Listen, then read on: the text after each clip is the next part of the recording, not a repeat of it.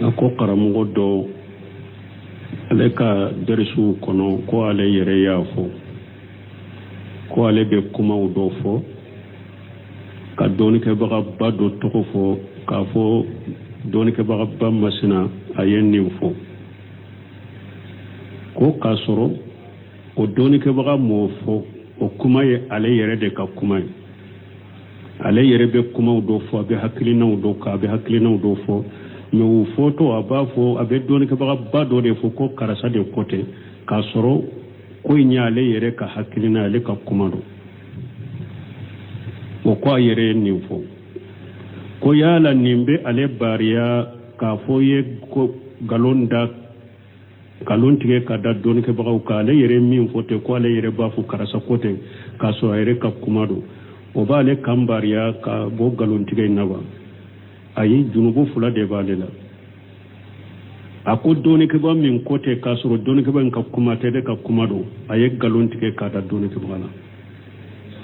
parce ayere kala nyini tunye munye ola bunu semunu fule ka min fo ale yere baro na ko ale yere de ka hakilina do o ya ale de ka kuma na ka famu mo tamina ye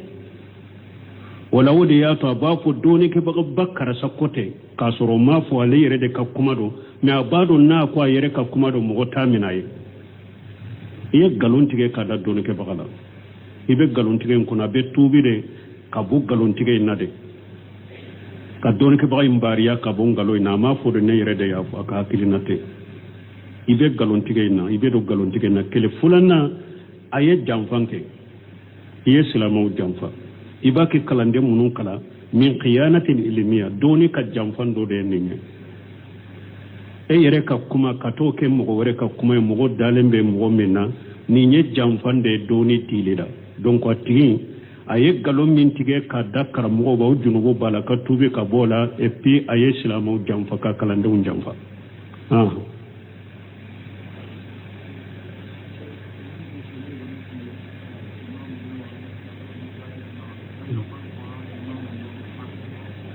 bon comme on a bunu seminu ba fo al hafiz an-nawawi atafo imam an-nawawi bon aqida doni ke baga bolo doni ke baga munun ni qatawu yusru aqida bondala utafo uluma imam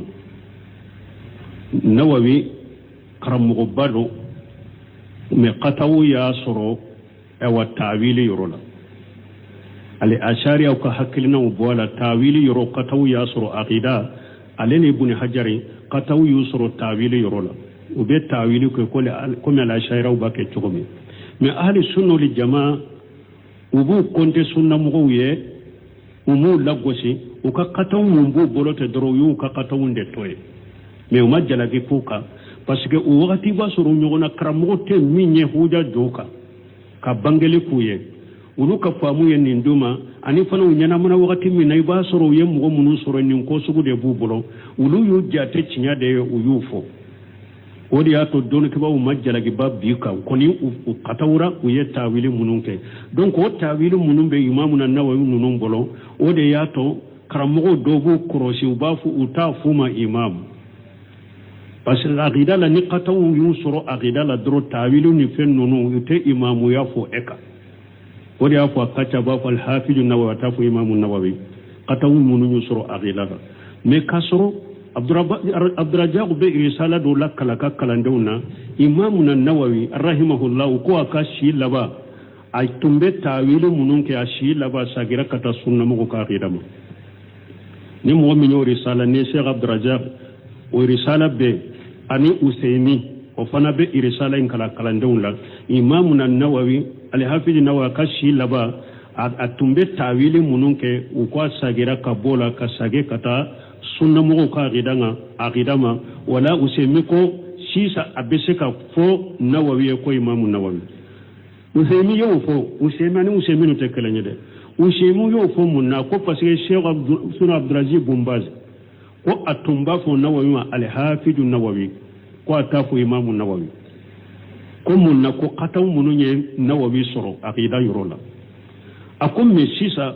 irisala sabatira imamu nawawi shi laba atubura kabo tawili nunu na sagira kabola kasagi kata sunna mo ka aqida ma ako sisa ambese ka fama imamu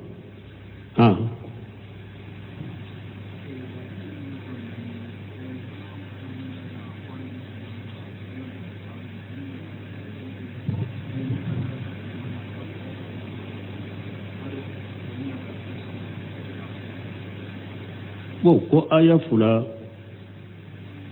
faranfansiya jimambu na ɲɔgɔn cɛ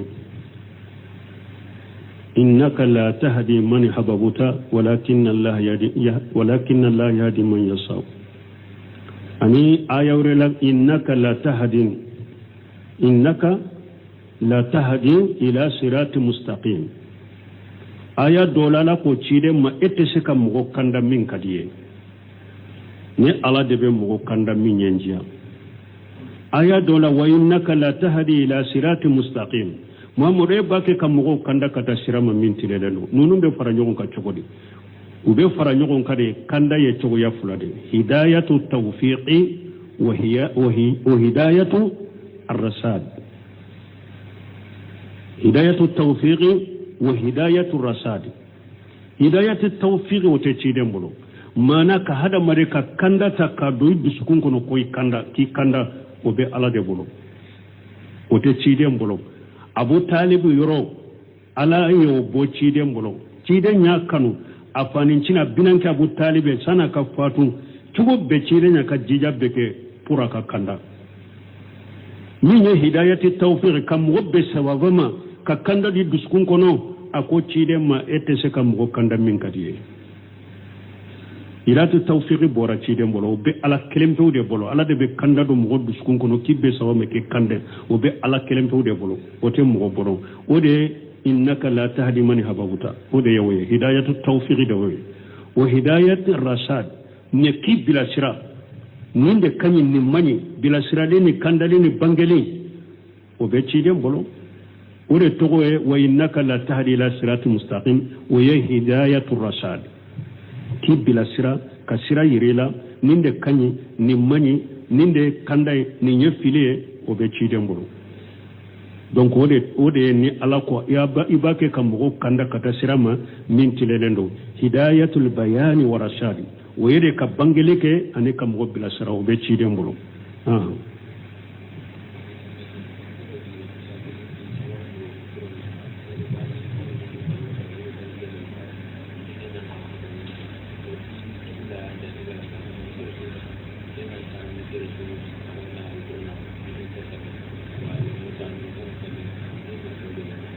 bon ko ewa do ko futurni sa foce eri keleni bi sababu e muliti tani duru ko ale ya jate mina ko misiri ka salli wakati futurni sa fo ni eri keleni bi saba te unu nyoko jale te salli unofe aka soro dankanya be bolo ko wakati mado wakati be yelema wakati do be futurni sa fo ni nyoko nche eri kele ani militi bi saba wakati do be wakati ube yelema eri keleni militi tani duru wakati dobe ne ibere eri keleni militi tambena me akasuru nibe misiri salli to dankanya de be bolo ko wakati mado hari o yira anyofo anko Sheikh Albani nyinin karanni ne bunu seminu nunu nyinin karanni na ni e yere bado misiri min ka wakati mado kana jama salli to salli jama nofe ni dankanya be bolo ni wakati mado ni wakati shera salli kaso kono me ka salli misiri jama nofe ukanituhuma ke misiri salli baliye ka foite salli jamala Sheikh Albani yen nimfo Sheikh Ibn Seminu yen nimfo donc hari ni abe e bolo ko wakati mado jama misiri o misiri kelende kin kono e kanu salli bira ko be salli ka so kono salli jama no fe donc ni e wa iko kima nafila ni wakati shera ibe salli ka so kono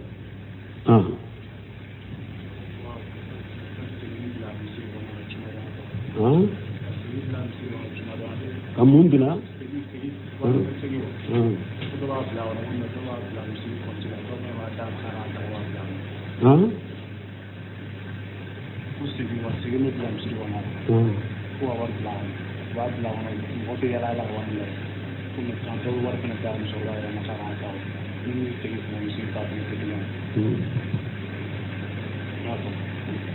bon ko ewa sagi be bila misiri kuno ko mo ka wori kala o avec misiri ko me sagi min be bila misiri kuno e ko muso koroba min sagi bila bo ko do fana be wori di muso koroba ko ayereta min dira ma ko ayereta o ya ayereta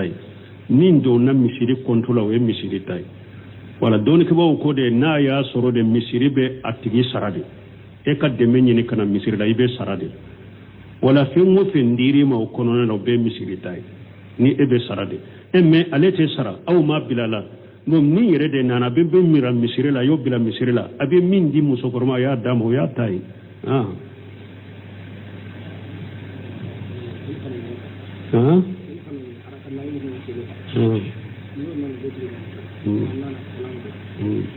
bon ko ka to kelen kelen na ko salli fana nyara kannani min be salli ku tugu nyogono be cogode ayi salatul layli wan nahari masna masna anana na cogode salatul layli masna masna irwaye dola salatul layli wan nahari masna masna ni nafila munu fule ni nani do ibe salamu de bilawni nyogonje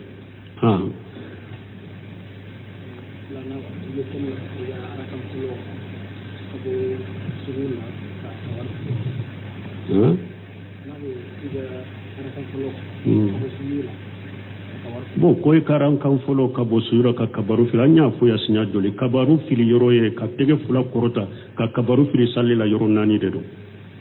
te kibiratul hirami bi tege fula korota ni tilana kala ne bita kumbele mina bi tege fula korota be kabaru fo ni be bo kumbele mina be tege fula korota yoro saba salli minye taya fula ni ye taya folo ke ibi tege fula korota ni wulila yoro nani abanna Sheikh Sal Fawzani ibn Usaymin lezinati daima uko tege be korota sallila yoro mununa ni yoro nani de do yoro werete ni togo be korota wodi ato ko Abdullah ibn Umar ko alayya dago akamade ka ciden ka salli korosha ba tege korota yoro mununa ko aya soro ciden ba tege korota ni yoro nani de ko ciden tumbe atonta tege korota ne beta na beta sujurula donc tege be korota yoro mi ni yoro nani de do sallira wode sabatira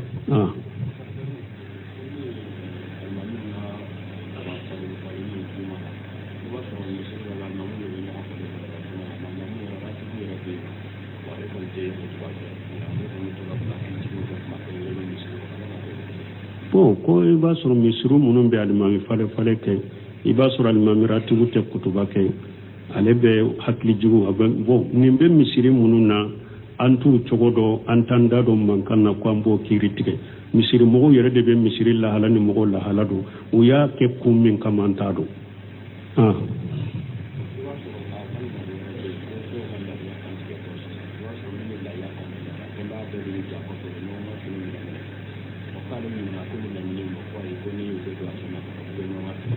bon ko do n'a b'a ka lahiya kantigɛ donc ale yɛrɛ bɛna a ka denbaya bɛna u bɛ ɲɔgɔn ndolokiw mina u bɛ ɲɔgɔn finiw mina k'u kɛ ninnu k'u ɲɛ mun ye ko a ko n'u bɛ don arijanna kɔnɔ u bɛ ɲɔgɔn mina ten o ye lesiri tɛ nin na ni lahiya bɛ kantigɛ ko ni yɛrɛ de k'i ka lahiya kantigɛ o de y'a ɲuman ye dɔnnikɛbaw ko ni yɛrɛ ma kantigɛ fana n'i ye mɔgɔ bilala i kana jɔ a ka kantigɛ ɲana o nun kɔni dɔnnikɛbaw ye ninnu kanu mais k'a fɔ ka ɲɔgɔn fini mina ou bien ko a bɛ don arijanna kɔnɔ nin cogo de la lesiri t'o la diina la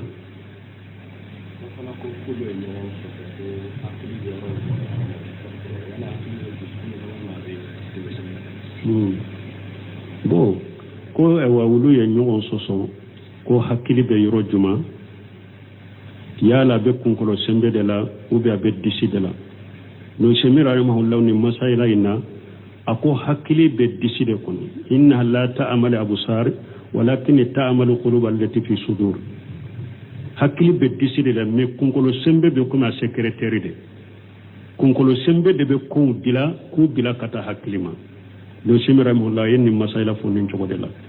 hakili bɛ disi de la mais kunkolo sembe bɛ comme hakili secrétaire kunkolo sembe de bɛ ko dila n'a y'u dila bu bila kata hakili ma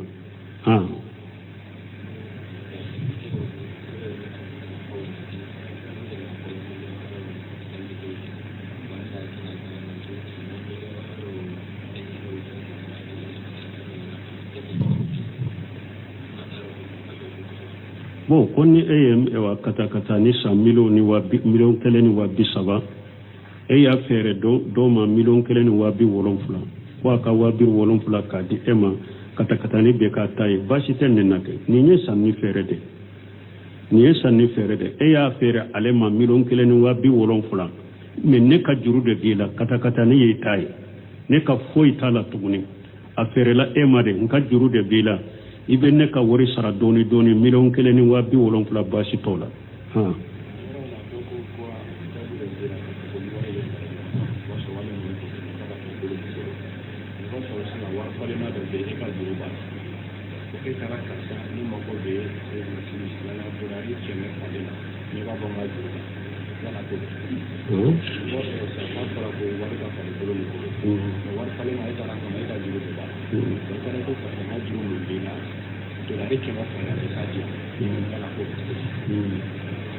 bon alkal bil kali ko ni mo me e ka juru be mo la ko wori fale ka ke bolo ni bolo e ka juru de be mo do la e ka ta ko ka wori do fale ema donc me ka juru be mbala be bola o tebbe amma ke yadda ni bayadi ni nyede ka wori fale juru la ni tebbe alkal bil kali ka juru fale juru la silamiya sare ka juru fere juru la cede nyambali ola wori fale te ni te wori fale atebbe ka ke min jogola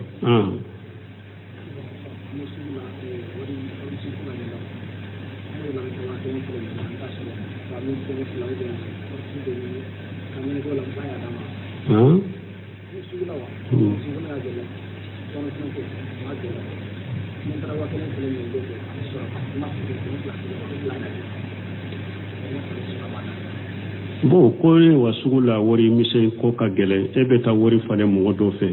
iba soro falente e ba fa ka keme fula singema iba sagama basi tala meni ka wori be sagide ni tara karasan ka wori fala ko wori misenti bolo e way ko nem makko be keme fula la de ajuru donna ibe keme fula ta bolo ni ka wori be sagi ni ya ka keme fula soro ibina dama way juru de basi tola ha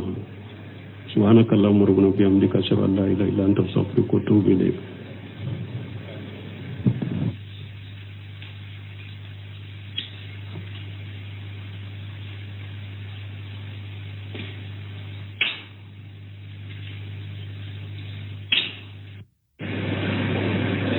bon ni ñañen kalimi ñenen ka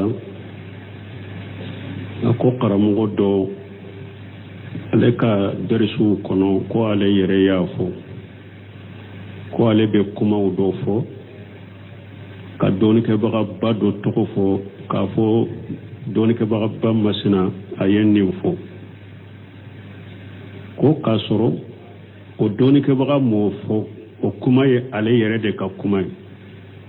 ale yere be kuma do fo be hakilina do ka be hakilina do fo no photo abafo abedoni ke ba do de fo ko karasa de côté ka soro ko nyaale yere ka hakilina le ka kumado o ko yere ni fo ko yala nimbe ale bariya ka fo ye ko galonda kalontige ka da doni ke ba ka le yere min fo te ko ale yere ba fo karasa côté ka so yere ka kumado o ba le kambariya ka bo galontige naba ayi junubu fula de balela ako doni ke ba min kote ka soro doni ke ba ka kuma te de ka kuma do aye galonti ke ka da doni ke bana basi ayere kala nyini tunye munye ola bunu semunu fule ka min fo ale yere baro na ko ale yere de ka hakilina do o ya ale de ka kuma na ka famu mo tamina ye wala wodi ya to ba fo doni ke ba bakkara sa kote ka soro ma fo ale yere de ka kuma do me abado na ko yere ka kuma do mo tamina ye ye galontige ka da doni ke bagala ibe galontige ko na be tubi de ka bu galontige na de ka doni ke bagay mbariya ka bon galo ina ma fo de ne yere de ya fo ka hakilinate ibe galontige na ibe do galontige na kele fulana aye jamfanke iye silamaw jamfa ibaki kalande munun kala min qiyanatin ilmiya doni ka jamfan do de ninya e yere ka kuma ka to ke mo wore ka kuma mo dalembe mo mena ni nye jamfande doni tilida donc atigi aye galon min tige ka dakar mo ba junugo bala ka tube ka bola et puis aye silamaw jamfa ka kalande un jamfa